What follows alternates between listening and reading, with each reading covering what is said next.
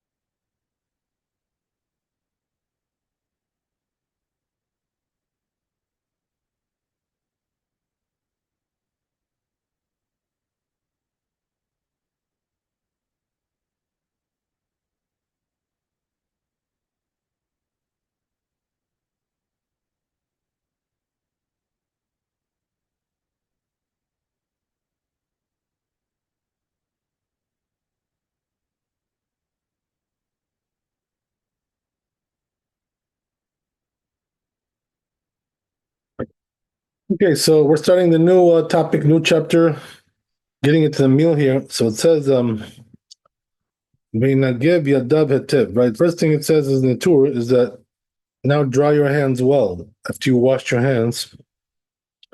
So it says, "Bet Yosef kvarnit ba'er b'siman kuf nun chet." It's already talks about this in kuf nun chet over there. It talks about, what does it say? Yivarech b'kat hamotzi miyad. So it's telling you, right, that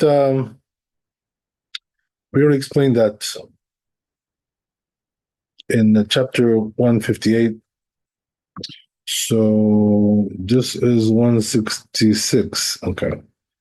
So that was quite a while ago, right? Anyway, then next thing is Vivarech Birkat HaMotzi Miyad. And then right away you should do Hamotzi. Right? Break the bread. And Mishum Demashma Le'Dehai De'aminan Perk Kitzman Brachin. So says Bit Yosef explains, because he learns that what we learned in Kitzat Mebrachin, Membet Amud Aleph, Techef Netilat Yadayim Bracha. It says over there, the blessing should be right after Netilat Yadayim, the washing of the hands. Bentila Shelifnei Seuda Kamar. It's talking about the washing which is before the Seuda. Aber Rabbeinu Yoel Mefaresh La B'mayim Achronim. But this rabbi says no, it's talking about the washing which is after the meal, mayim achronim. De'ilu barishonim eno tzarich litkof netilat bracha. Because when it comes to the first washing, you don't really need to have the washing and the blessing juxtaposed so much. That's what it says in Hagot Memot. Perek ba milchot berachot, in this 6 perek of berachot. Lots of blessings. B'shem Rabbeinu Simcha, the name of this rabbi.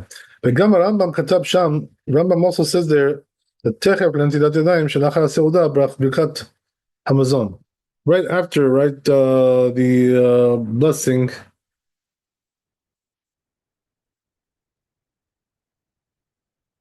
right after the washing of mayim achronim, you should bless Birkat HaMazon, which is the grace after meals. ומש כתב רבנו שכן פירש רף וריף. And that was the Torah said. Also, Rif says it like that. Any yodea me'echan lamad ken. So I don't know where he got this. He says, "Sharei Arif lo katab bazeh ela divrei HaGemara," because the Rif just wrote the words of the Gemara. He says, "Kol ma she'efshar lefaresh b'lashon HaGemara." So yeah, whatever is possible to explain, right, in the Gemara, yesh tefarshur b'lashon harif. Also, you can explain in the Rif as well. The Gam Ken. So, in other words, there's nothing special over there in the Rif, which we don't find in the Gemara. So, he says, I don't know really what he's talking about. That he says the Rif said like the Rambam.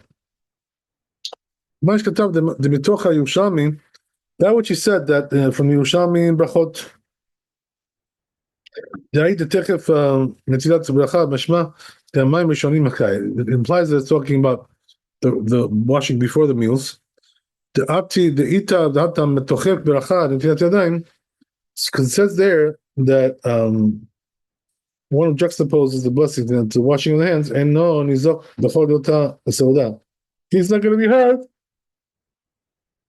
during that meal. So if he was talking about the last washing after the meal, you already ate, so then there's no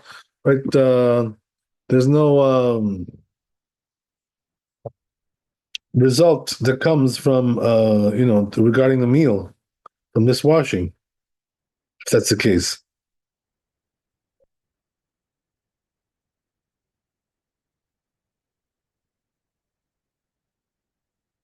Might have whatever it was already was, right? You can't go back to the past. That's what it says in Agat Maimon. So he says, therefore, it's proper to be stringent also regarding the washing before the meal. So just to recap, right, what we just said, what we're saying is like this, that there is a rule laid out in the Talmud which says that the blessing and the washing should be juxtaposed. But there is a dispute amongst the authorities whether this is talking about before the meal or after the meal. And that makes a big difference for us, in our discussion over here. Why? Because according to what we just now learned in the Yerushalmi, it seems like it's talking about before the meal. So therefore comes out the halacha would be, according to that a person shouldn't interrupt between the washing and the blessing.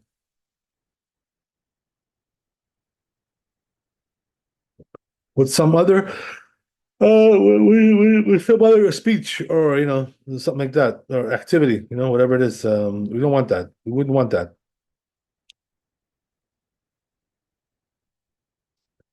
And that's why a lot of people, when they wash their hands before the meal, they don't talk until they blessed on the bread, because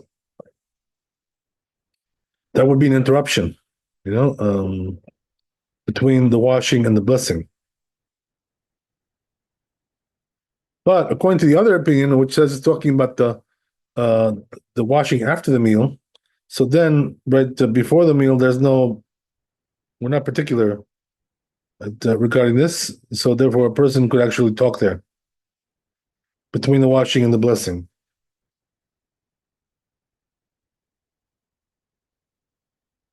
Hadn't you taught me, or us, whatever,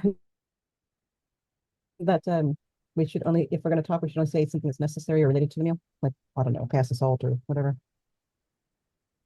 Yeah. So, well, I don't remember exactly what I told you, but there is a machloket about this, issue. So here he's saying exactly what you just said, that it's proper to be stringent about that.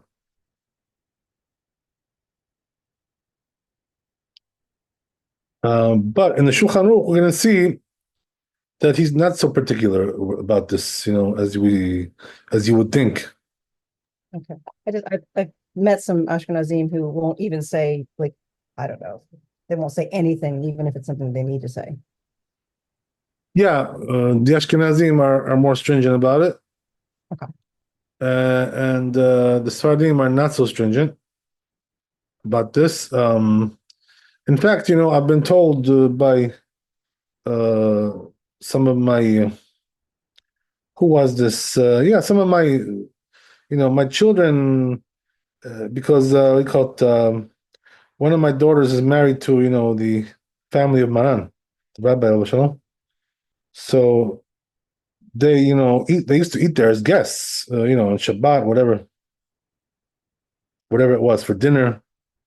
So what they told me is that at the table of the rabbi, after they washed their hands, they were all like, chattering away. So they were not they were not particular about this.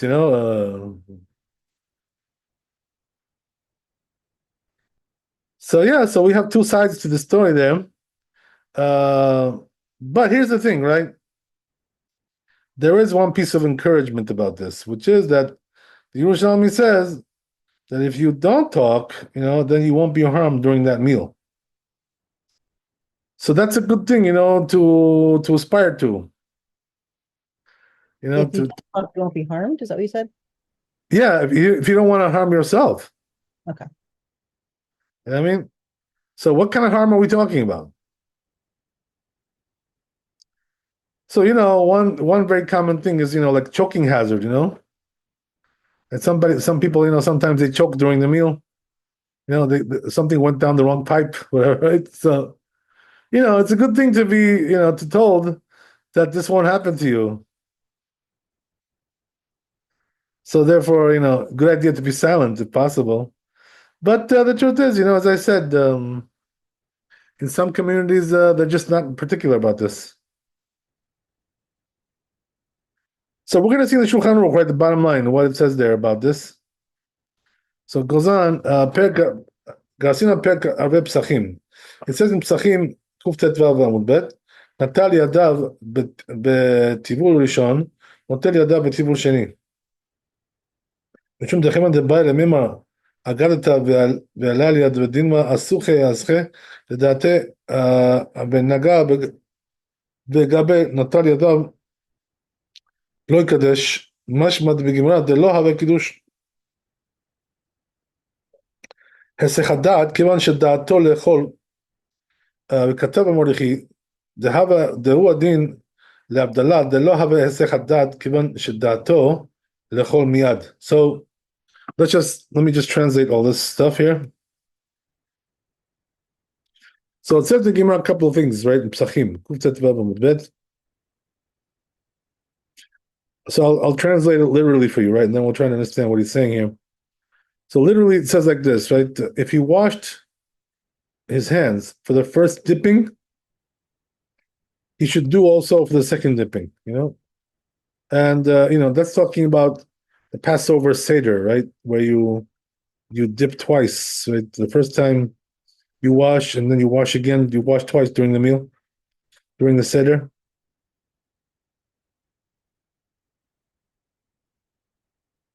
So he's telling you, what's the reason why we do it twice? What do we need that for? One should be enough, no? I mean, you're sitting around the table, so why do you have to wash twice?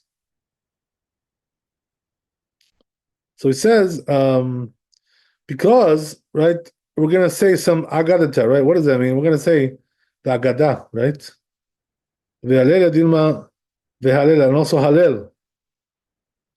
Dilma asuche aschel date. So therefore, right, could be that since we're saying all these things on the Passover table, it could be that he's going to get diverted, and distracted from eating the meal, and that's the reason why he needs to wash twice.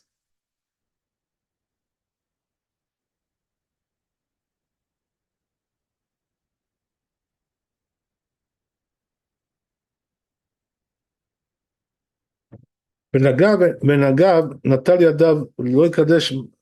So then he says, so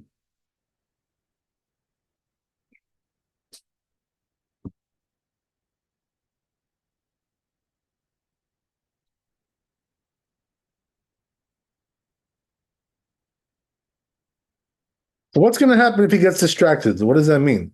So he says it could be, that he's going to touch something which is not clean.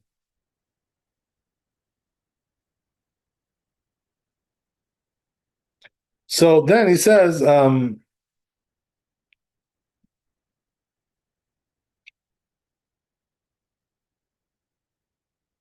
What about the kiddush? So the kiddush is not really considered to be a distraction, since it's the purpose of it is that they should be able to eat. So it's actually not a distraction; it's a part of the process. And then he says, "Katal Mordechai." He says, "Mordechai, Dehu adin le'Avdalah." Same thing also applies to Avdalah. The lo have esechadat. That's also not really distraction either.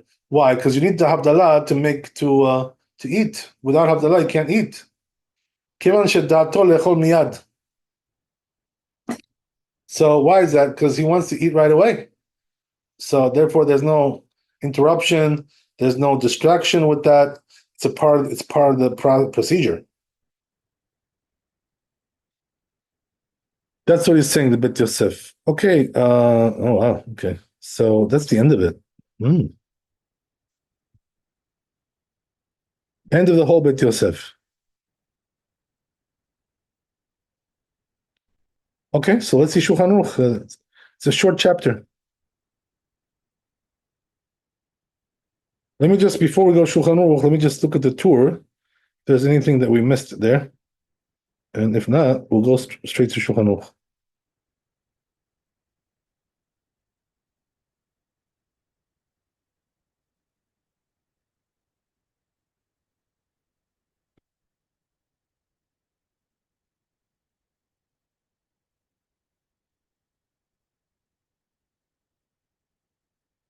So yeah, there's a couple of things I would like to read here, because he brings here, right, this machloka that we talked about.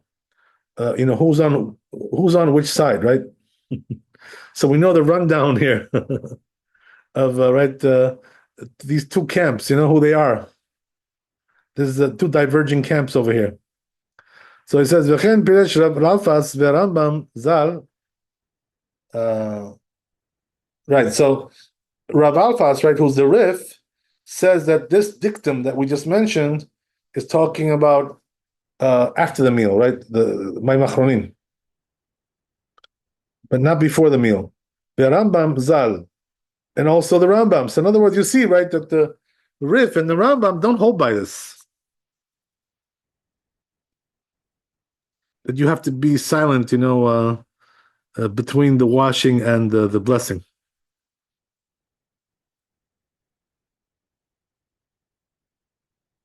But he says the Rosh was stringent even about regarding, the right before the meal. Which is not to talk. ושלא לדבר. והיה רגיל כשהיה מסב בסעודה עם אחרים שהיה נוטל באחרונה שלא להפסיק ולא לדבר. We also said, right, if you remember, we already said this, that the Rosh was particular to wash last, if there was a group there, in order they shouldn't have to talk or whatever, or interrupt. ושלא לדבר, מתוך הירושלמי, משמע גם כן תראי תכף לברכת המים ראשונים קאי. And also, Yerushalmi says, right, it implies like the Rosh, as we said. Okay.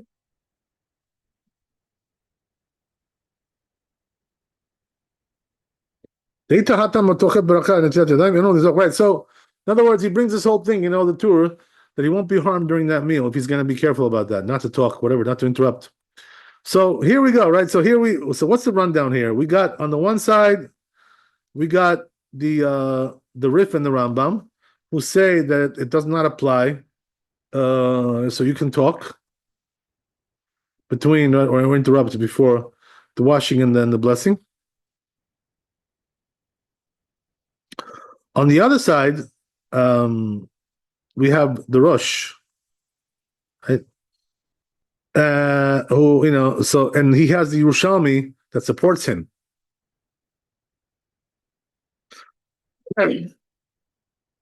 That's the rundown, pretty much. So if that's the case, right, why did the Rif and the Rambam not go like the Yerushalmi? What's the reason why they neglected that, apparently? So you know what the answer is? Because we pass connect the Bavli, we don't pass connect the Yerushalmi. So I guess that they hold that Yerushalmi and Bavli are not talking about the same thing. So therefore it's a machloket, and therefore we go like the Bavli. And this is the reason why apparently they're saying, right, that we're not really concerned about what it says in Yerushalmi. So, but we have the Rosh, right, who's going also in that direction. But still, right, according to the system of the Bet Yosef, right, we got 2 out of 3 over here, right?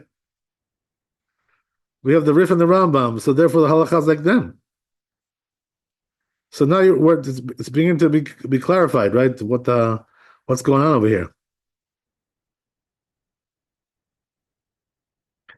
That the halacha is like that, like the Rif and the Rambam, and the Rosh is more like minority opinion, and also it's sort of like a stringency, Point to Yerushalmi, you won't be harmed. Okay, you won't be harmed or whatever, but the halacha is halacha. That's something else. Okay, that's the story. Very short chapter. So let's see Shulchan Aruch, and we're done with this chapter.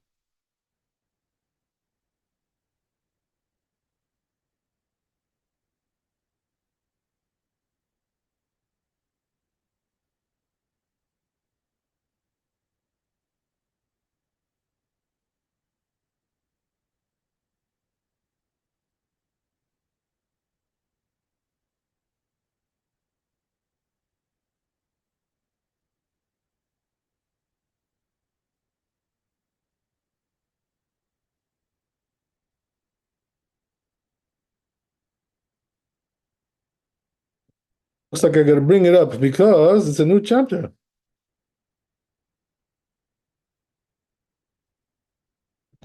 So we will bring it up. That's what we will do.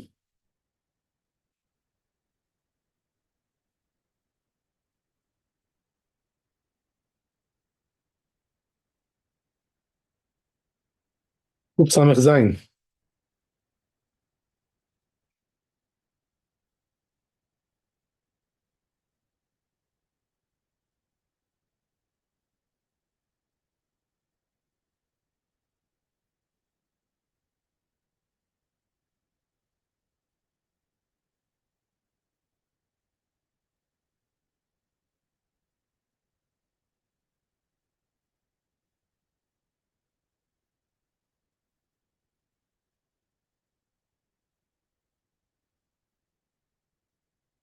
Okay, says Shulchan Aruch. יש אומרים שאינו צריך להיזהר מן הפסיק בין נטילה למוציא. Some say we don't have to be careful, right? To interrupt between the washing and the hamotzi.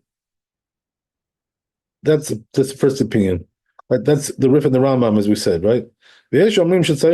Some say you got to be careful, right? Who's that? The Rosh and the Yerushalmi, right? But Tov Lizayer, so he says good to be careful, right? So when he says good to be careful, what does that mean?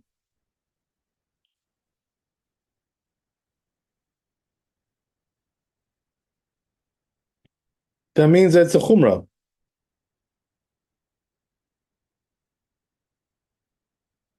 So the halacha is like the first opinion. That means you don't need to be careful about that, right? So that goes back to my rabbi's table, right? The dinner table. They weren't particular about that. Okay.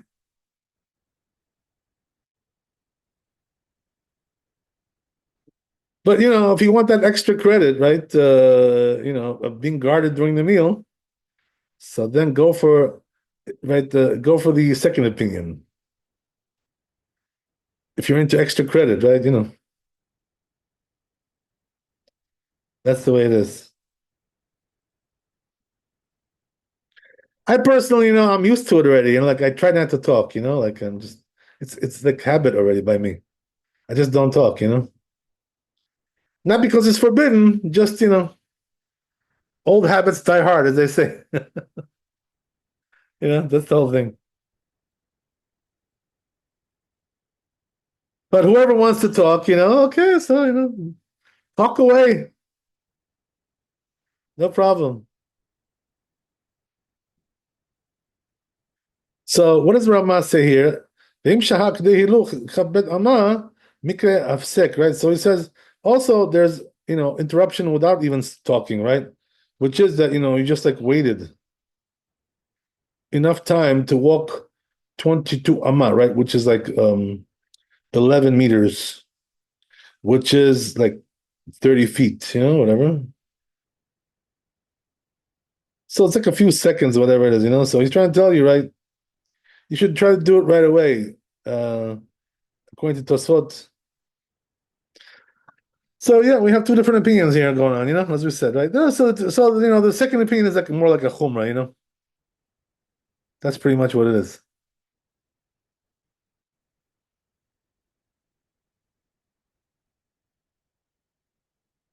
I remember one time, when I was in my younger days, I uh,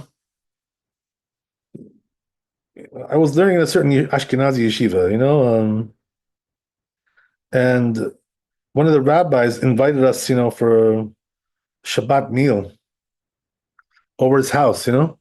So I went, and right, being the brave man that I am, so I went there, and we had, all the some nice boys over there from the yeshiva having a nice time there. So what happened was that one of them, uh, after he washed his hands, he spoke.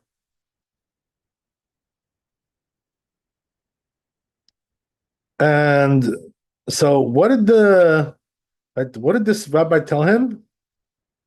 You know, he tells him, "Oh yeah, go wash your hands again." Like so. Definitely he was wrong to say that. Even if you want to be stringent, I mean, who said right that you should, wash your hands and bless again? When there's definitely a doubt over here, at least that much. I mean, this rabbi, I think, made a total mistake. So that's very interesting. Let's just see the Mishnah Berurah, what he says here. Interesting to see his words. So the Ashkenazim, my humble opinion, they're a little bit too stringent with this. A little bit overboard, over the top, as they say. They're a little bit over the top. And so let's see what he says in the Mishnah Berurah.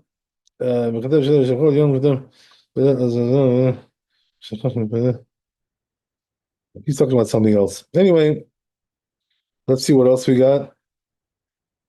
Let's see what he says here.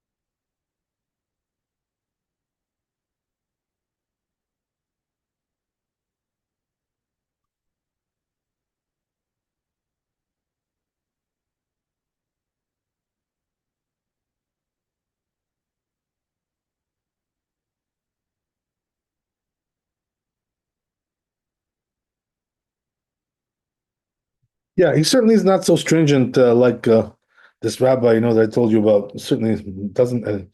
There's no indication that he's, goes in that direction at all. So that's interesting.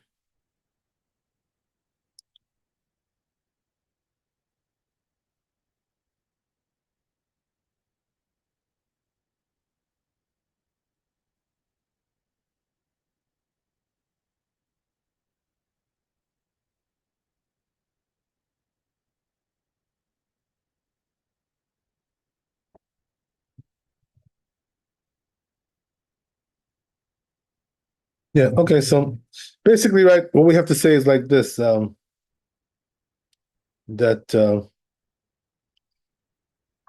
although we find here that there's a machloket about this, but nobody says you should wash your hands again and make a blessing or whatever, something like that. That's already, very extreme. Um,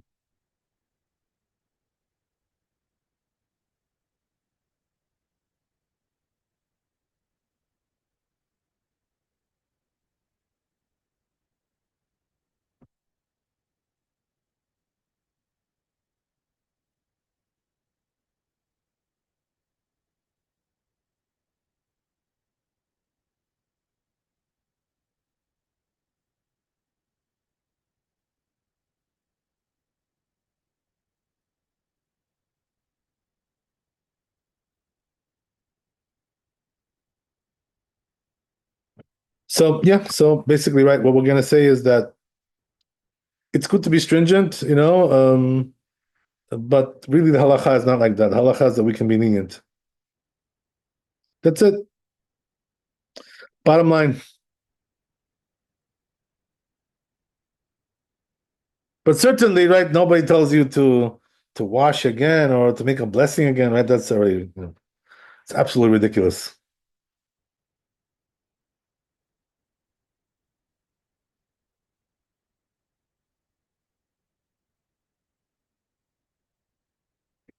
So let me just see here 1 second. Another Mishnah Berurah here.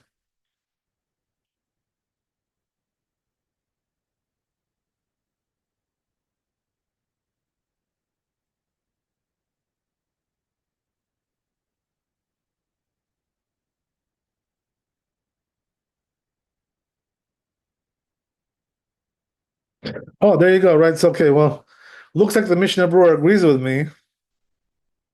Are you surprised? Right. He says here exactly what I told you, right? That there's no such a thing like this, to wash again or, right, to bless again because you talked or whatever. I don't know where this rabbi got this idea, I think he was just ignorant in halakha. That's what it is. Which is very common, by the way. There are many rabbis who are ignorant in halakha. They're more like teachers, Rosh Yeshiva, whatever, or he's a Magid Shir, whatever, whatever it is, right? They don't know halakha so good. So okay, whatever, it's all good.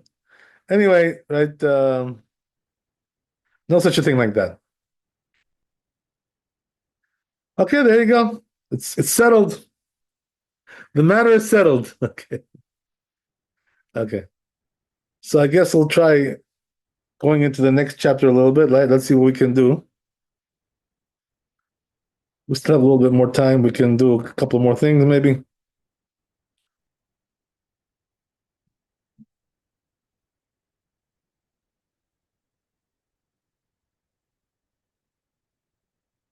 So we're gonna go on Kuf Samich Zayin. Okay, let's go for it.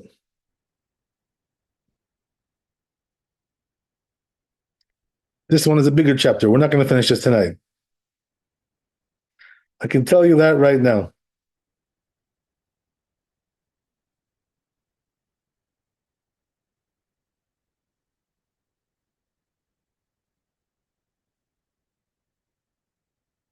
So let's see what we got.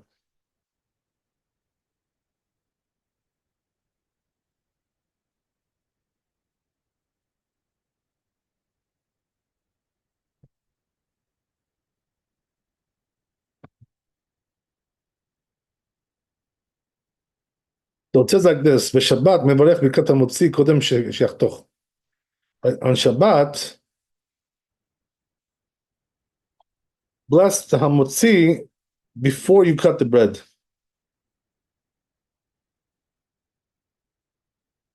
It's a whole discussion about this. So yeah. So I'm sorry, that's not really where it starts this chapter. That was a little bit of it was just like a summary there. So let's try it one more time. Start from the right place this time. Okay. Let's try one more time.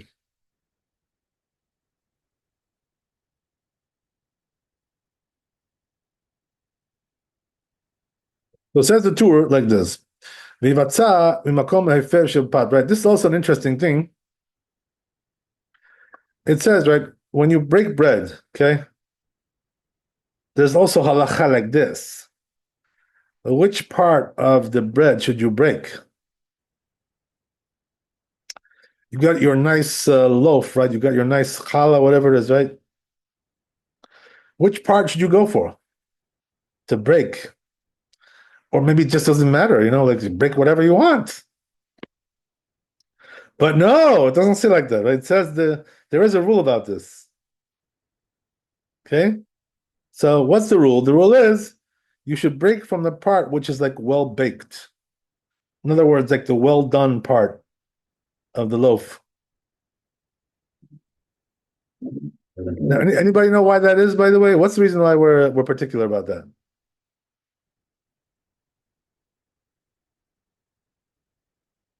Then we go for the well-baked part.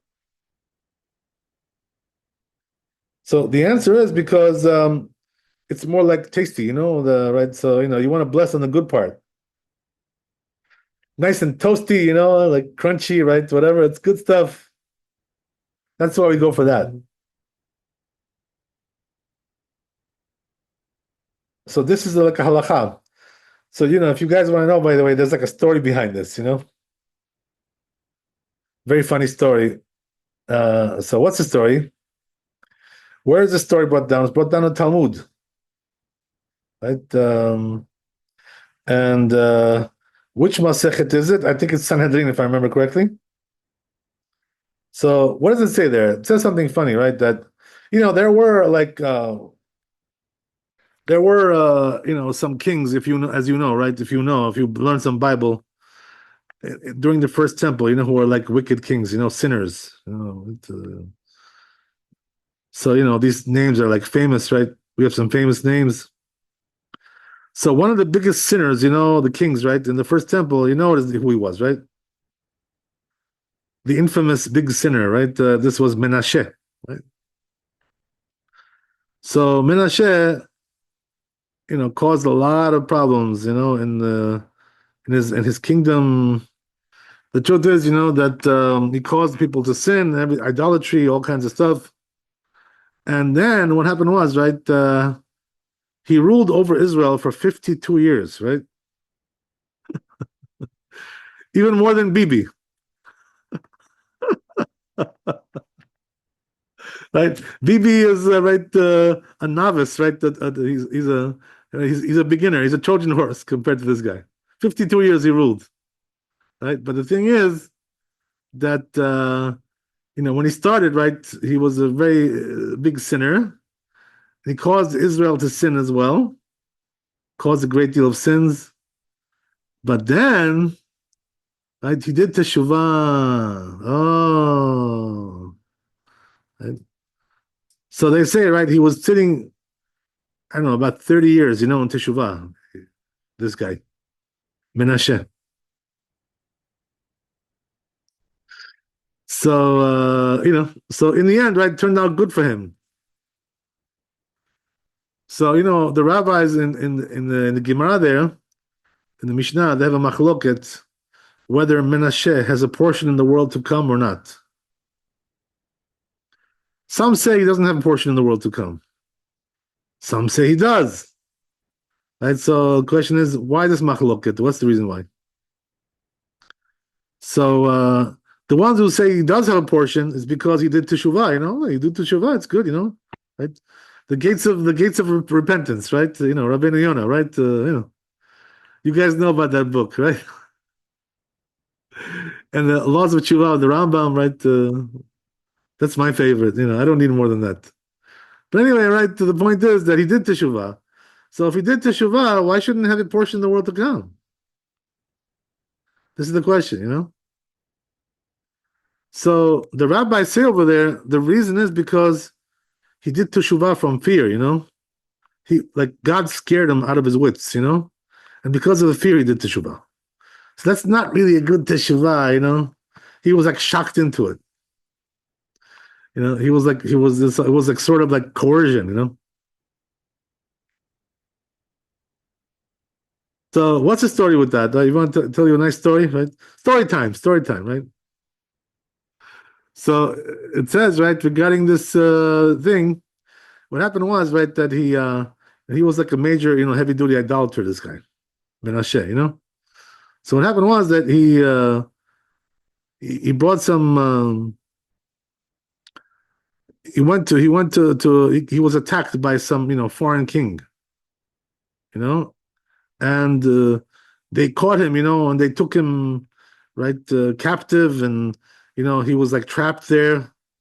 So they were like, they were gonna like torture him and stuff, and right degrade him, all kinds of things like this, So they say that he cried out to Hashem, because he was in such distress, something like that. I don't remember all the details, right? But anyway, right, what happened was that Hashem answered his call, and he saved him from, the captivity, with those Goyish kings. It must have been Hezbollah. I'm not really sure. So anyway, something like that, right? It was like the Hezbollah of the old days. So anyway, right? What happened was that Hashem saved him, and made a miracle for him and brought him back to his kingdom, and then he was in penitence for 30 years, Menashe. So this is right in a nutshell. This is the story of Menashe. What happened with him, right? His life story, right? Biography. So right, what happened was that then the rabbis now are deciding if he has a portion in the world to come or not. So one time, what happened was right, the redactor of the Talmud, right, of Bavli. You know who that was, right? Rav Ashi. So Rav Ashi, one time he told his Talmidim, he told his students, he says, today we're going to darshan about our friend Menashe. He was talking about, the king, right? So we're going to darshan that today. We're going to learn about that, all his deeds, right? So he called him our friend, Menashe. He's our friend, right? So what happened? Menashe apparently, right, got wind of this, in heaven, that this rabbi was talking about him. So that night when he went to sleep, this rabbi, Rav Ashi, came to him in a dream, and so he tells Rav Ashi like this. He says, "Excuse me." He says, "What did you say about me?" He says, "What, you called me your friend?" Huh? He says, "Do you really think I'm your friend?" So he tells him, he says, You're like a lightweight compared to me, Do you realize? He says, like I was a much greater scholar than you are. And you're calling me your friend? I'm not your friend. I know 1,000 times more than you. So Rav Ashi was like in shock, when he heard this from Menashe. Can you imagine? He comes to him in a dream, So he tells him, he says, but he says, if that's true, that you were so knowledgeable like that. So he says, why did you do idolatry? Shame on you. That's what he tells him, But you had no fear of God? With all the scholarship that you had? What's it worth like that? So Menashe answers him, tells him, he says, if you would have been in that generation, says you would have been running to do idolatry even more than me.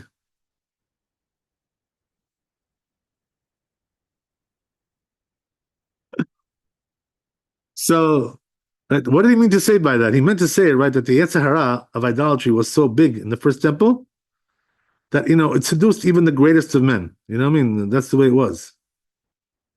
Even the greatest of men were seduced into idolatry in the first temple. And then the rabbis prayed, and it says in the Gemara there, right?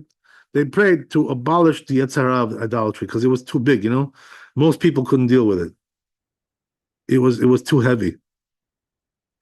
So Hashem took the Yetzer Hara away. That's why today we don't really have a desire, to do idolatry. I mean, at least the Jews, like because our souls are more pure. So we don't do idolatry. I mean, when you talk to us about that stuff, what the stuff that they talk about in the church, whatever it was, like we like laugh at it. We chuckle. Like what are you talking about? You're ridiculous. What do you want to worship a man? What are you trying to do? Like you're crazy. Yeah. So today we don't have anymore this this Yetzer Hara for idolatry. The rabbis abolished it. They prayed, to have it abolished. So he tells them, he says, if you would have been in my generation, you would have lifted up your the skirt and ran to the church, to be an idolater, even more than me.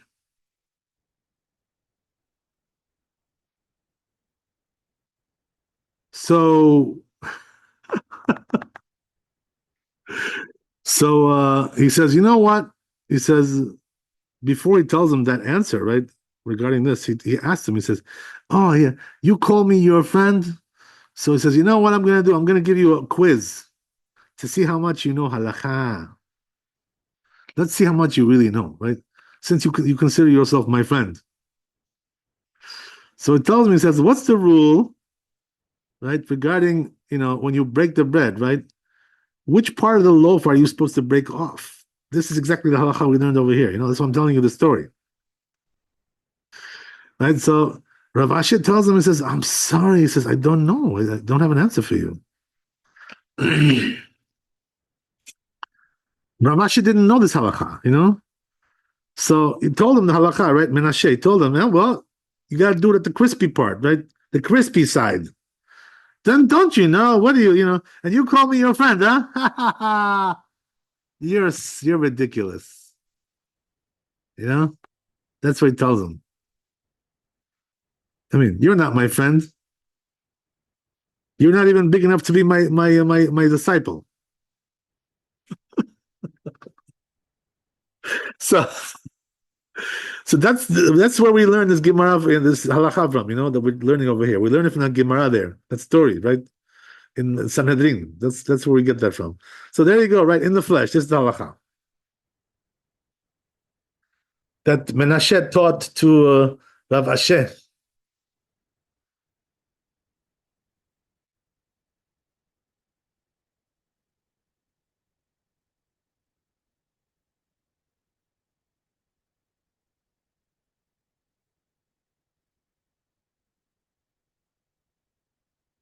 If you want to, by the way, go a little bit deeper into this whole thing, how did Menashe really know, right, that Rav Ashi, he would have ran, to go to church, if he was in that generation.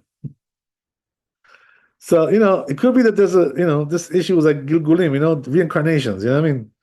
So Menashe knew that Rav Ashi came, from that side, that was actually, right, that sinned, whatever it could be. You never know. I don't know. But the truth is, there's a story like this that my rabbi told me, Maran Rabbi. He told us a story like this, where, in Baghdad, right, where he came from, Maran, when he was a child, they moved from Baghdad and they came to Eretz Israel. So what happened was, right, that in Baghdad there was also some very big rabbis there. That was the land of the Talmud, right? That's where the Talmud was written. In that area, right, in Iraq. So there was a Ben Ish Chai, who was in 100 years ago, right, the big rabbi in Baghdad, right? Rabbi Yosef Chaim, his name was, right? The Ben Ish Chai is just the name of the book. His real name was Rabbi Yosef Chaim. And so Rabbi Yosef Chaim had a Rebbe, who was his Rebbe. Who was this? This was Rav Ovadia Somech.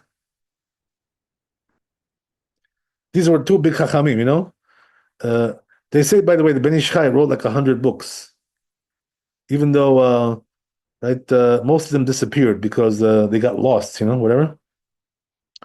But we call it this Rav Ovadia Somech. He also wrote the book Zivchet Tzedek, which is one of the big books on Isur V'Heter, Yorodea, over there, the Kashrut, all kinds of things like this. So he was also a big Chacham. So what happened was, that they say Rav Ovadia Somech, he started to see dreams, at night, like, so what happened was that comes to him somebody in a dream and tells him, he says, you know who you come from, your neshama, your soul? You are a reincarnation of Ahaz, right? Who was the king of Israel. Ahaz was also one of the wicked kings of Israel, similar to Menashe. But he ruled for a much shorter time, time frame than Menashe. Anyway, right, the point is that so Rabbi Samech, when he got this dream, he was like, this is just a dream, Dreams, dreams are nonsense, right? Whatever. Most of the time, they're all nonsense, whatever. So, but the problem is, it started coming back to him again, right? 2, 3 times, whatever. So when they say, when the dream repeats, that shows that it's like true. It's one of the signs that it's like a true dream. So he got like several times the same thing again, right? Telling him, you are the reincarnation of Achaz, king of Israel, right?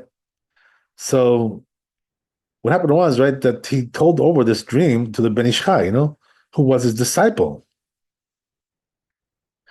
But the thing is, they say that Ben Ish Chai, even though he was his disciple, but in Kabbalah, he was bigger than everybody there, including him. Kabbalah, he was bigger than all of them. So what happened was, right, that the Ben Ish Chai told him, he says, listen, he says, I'm going to teach you a way, according to Kabbalah, to metaken, right, to rectify your soul, that comes from Achaz. So he gave him like some kind of a program, can you imagine? To rectify the soul of Achaz, which was inside of his body. And so you see sometimes that you could have like a great rabbi, that comes from, in his former lifetime, came from somebody who was a big sinner. Incredible stuff. Anyway, so we'll just look at the Bet Yosef. I'm sorry I kept you too long here, but it is quite a deep stuff, this stuff that I told you, quite deep. Okay, whatever. Anyway, so let's take a look at Bet Yosef. If it's too big, we'll do it next time. Right? If it's very short, we'll just read it now.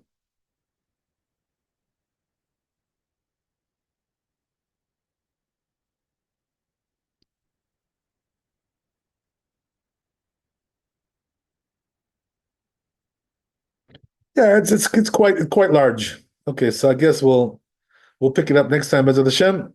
Anyway, thanks for coming. Be blessed with wealth and health and happiness. Laila Tov, Chazak Baruch, and we'll see you, Bezat Hashem, on Sunday, right after Rosh Chodesh, after Shabbat, right after you reinvigorate your souls with all those good things, all the holiness. We'll catch you on Sunday, Bezat Hashem. Meanwhile, right, keep praying for our valiant soldiers and for our brethren in Eretz Israel, right, who are, they're on the front line of the Jewish people, right over there, standing on the front line. So they need our prayers and support. Amen, amen. We'll see you, Bezat Hashem. Chazak Baruch. Thank you.